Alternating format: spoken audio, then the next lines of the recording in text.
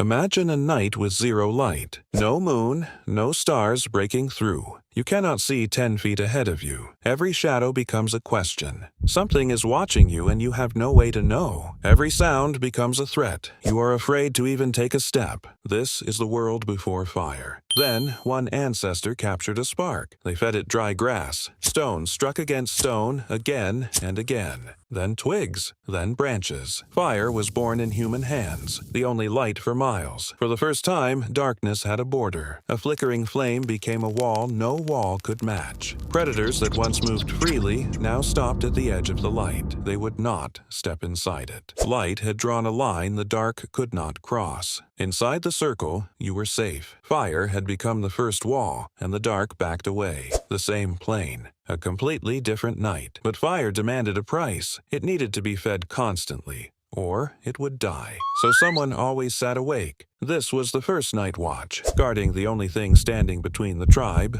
and the dark. Everyone else could finally sleep, because one person chose to stay awake. The fire pit became the center of everything. Families gathered close not just for warmth, but for the safety only light could offer. This was the birth of community as we know it. To leave the fire meant walking into the unknown. To stay meant survival, alone in the dark or together in the light. Then fire changed something else entirely. Food. Meat held over the flame cooked slowly. Cooked food was easier to chew, easier to digest. More energy for less effort. Fire didn't just protect the tribe, it fed them. That extra energy helped fuel a bigger brain. Children grew up gathered around this same flame. Every meal became a shared moment. Soon, fire meant more than survival. It became something to honor. Across cultures, flame became sacred. People danced around it. They carried it in processions. Some tribes vowed the flame would never go out.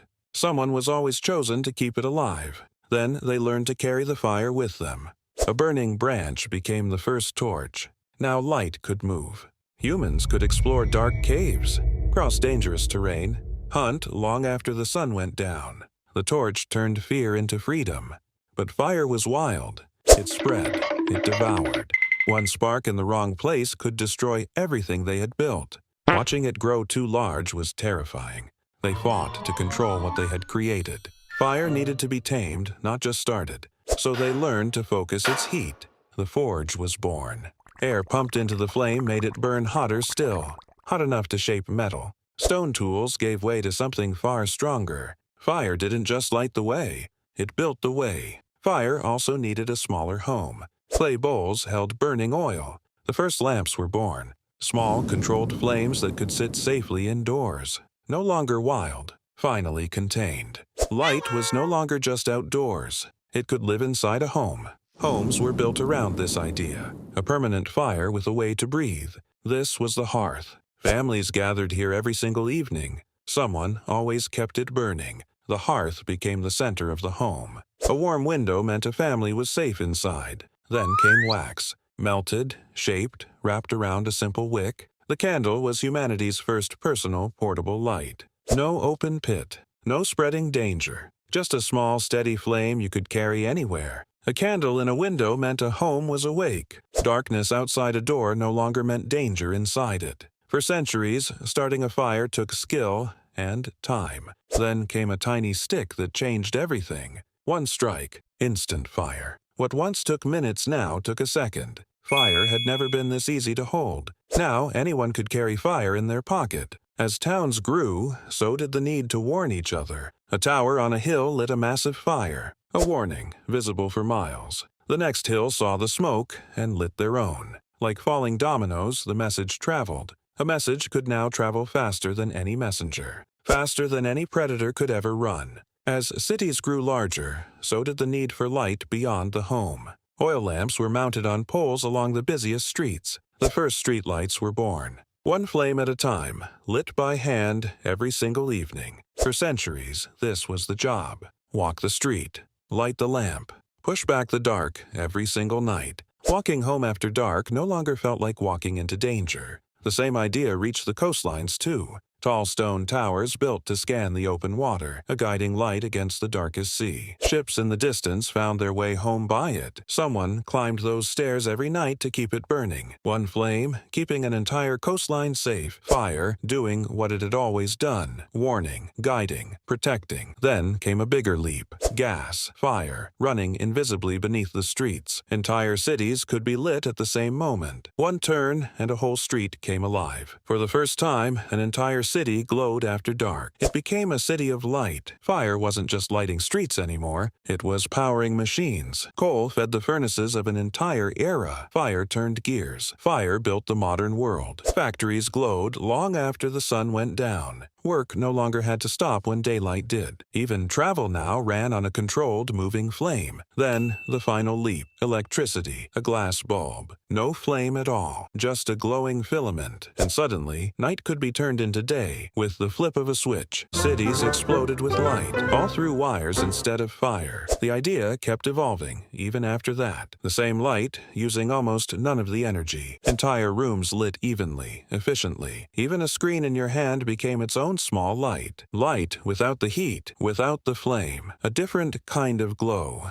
lighting a different kind of night. Today, you don't think twice about flipping a switch, but somewhere behind that motion is 10,000 years of refusing to sit in the dark. A porch light that turns on by itself when something moves. A floodlight aimed at your own driveway. A tiny camera with night vision, watching your front door while you sleep. These are not new inventions. They are the same night watch your ancestors kept, just wearing a different face. But somewhere along the way, something quietly flipped. Fire, once welcomed, is now something we watch for indoors. A small device on your ceiling, always listening for smoke. Today, indoor fire means danger, not safety. You barely notice it until it needs to speak. Ready, just in case. An invisible grid, watching over every room. The watch never really stopped. It just moved indoors. Children still ask for a light left on, not because they understand fire, but because some part of them still remembers what the dark used to mean. Even your phone carries a flashlight, always one tap away. Still your personal torch. Still your fire in hand. Different tool, same fire. Some flames we chose to keep alive on purpose, carried across entire countries, hand to hand. A flame that is never allowed to go out. Crowds gather just to watch it arrive. We still carry it just like they once did.